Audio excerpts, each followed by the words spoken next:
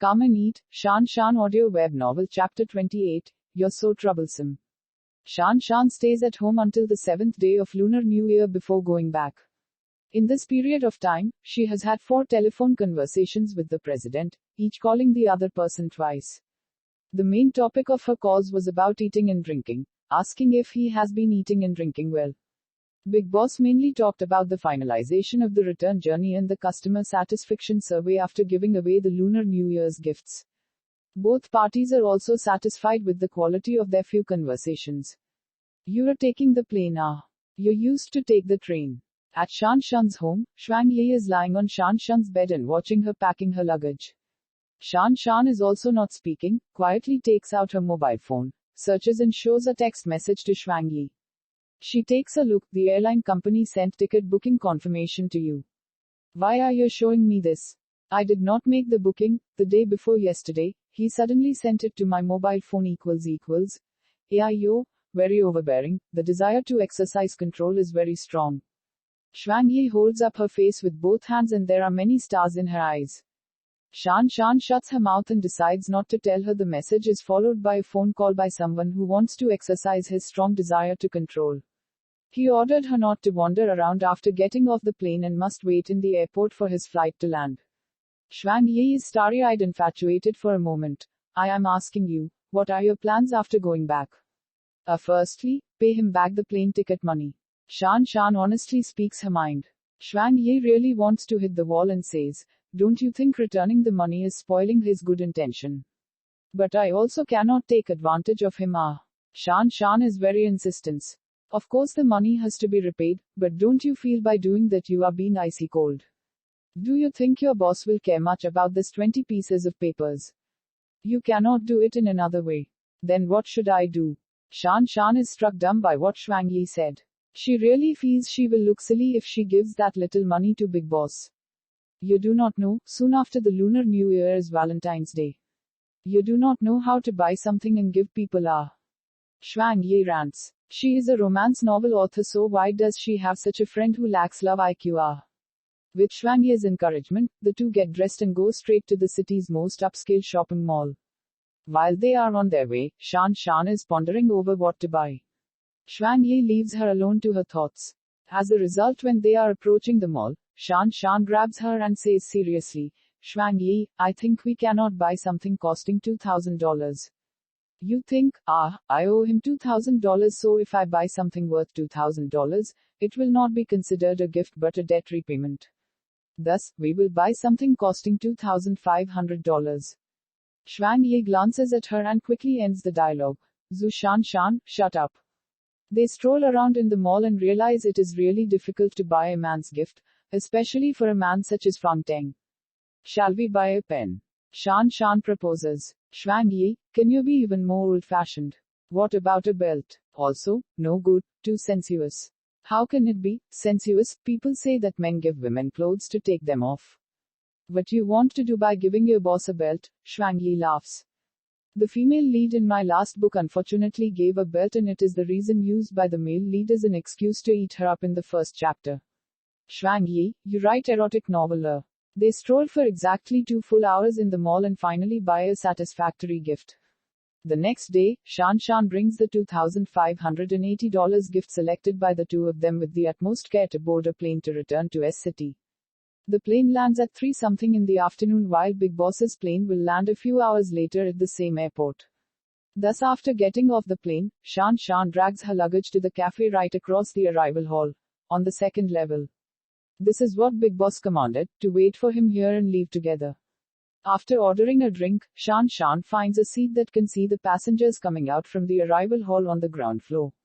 She sits down and calls her family to inform them that she has arrived safely. Then after every few minutes, she will look at the exit of the arrival hall. After looking a few more times, finally she also feels bored and drinks her juice.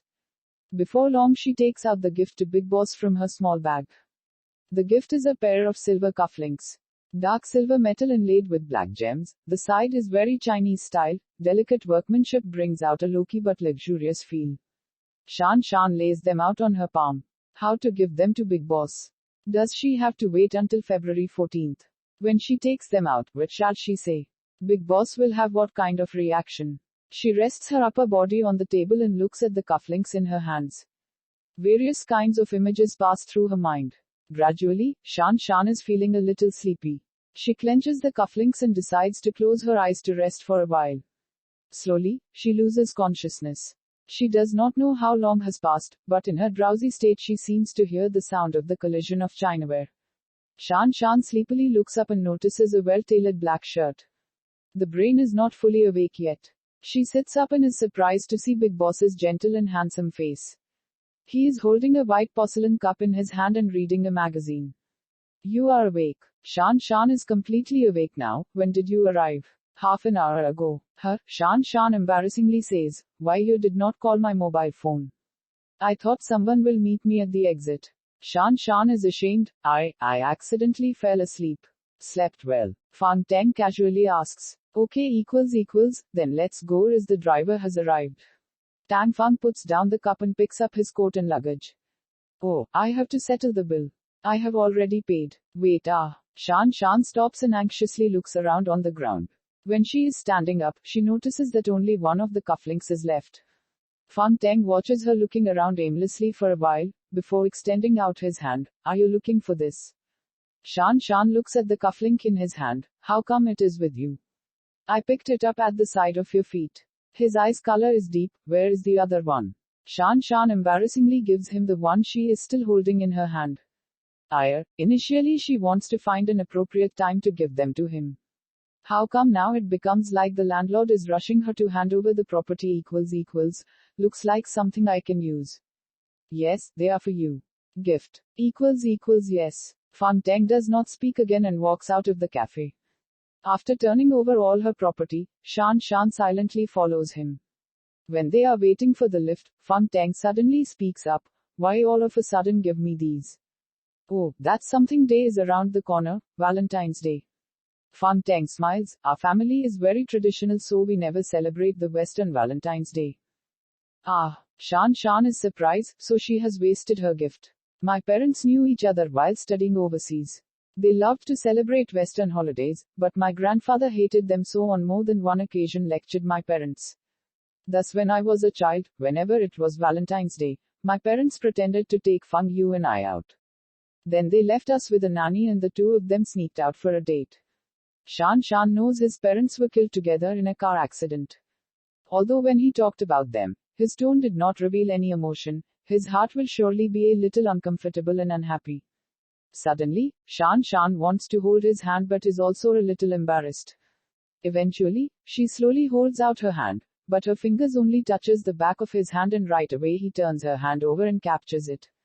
Although they have kissed many times, this is their first time holding hands in a public place. Shan's heart is full of tensions and worries, so she decides to divert her attention by calmly discussing with him. Then are we going to celebrate? What about we also sneak out to celebrate Valentine's Day? Fang Teng turns around and takes a look at her, holding tightly the small hand which seems to want to escape from his hand and curls the lower lip slightly. Okay. Perhaps the temperature of his palm is too scorching or her mind is too confusing while he is holding his hand all the way. Shan only remembers to ask when she arrives at the car park and sees the driver. Where are we going? Firstly, we go to my home in the city to let you recognize the place, then we go out for dinner. Why recognize the place? Shan is a little embarrassed and feeling uncomfortable, so she tries to think of something to say. Oh, by the way, we need to go to the government department first to replace my lost cards. Okay. Fang Teng grasps the hand he has been holding, puts it on his lips and gently kisses it. You're so troublesome. Until dinner time, Shan can still feel the touch of that lingering kiss on her hand. She could not help but raises her head and secretly looks at the man who has bent down to eat at the opposite side. When he went home, he changed his clothes. He has already fastened the cufflinks she gave him on his shirt cuffs. Initially, she felt the cufflinks were very delicate and sparkling, but after he had put them on, they seemed to immediately lose their splendor and become ordinary. What are you looking at? Reluctant to give me? No. Shan quickly looks down and continues to eat. Then, she suddenly realizes that this seems to be their first date after getting together. No matter from which point of view, this is a perfect first date. However, Shan after all underestimates herself. After dinner, Fang Teng sends her to the downstairs of her classmate's place. Fang Teng stops the car. I will come to pick you up tomorrow morning. Shan waves her hands. No need, love. The subway from here to the office is very convenient. It is very far for you to come over and there is also traffic jam. Fang Teng's home in the city is near the office.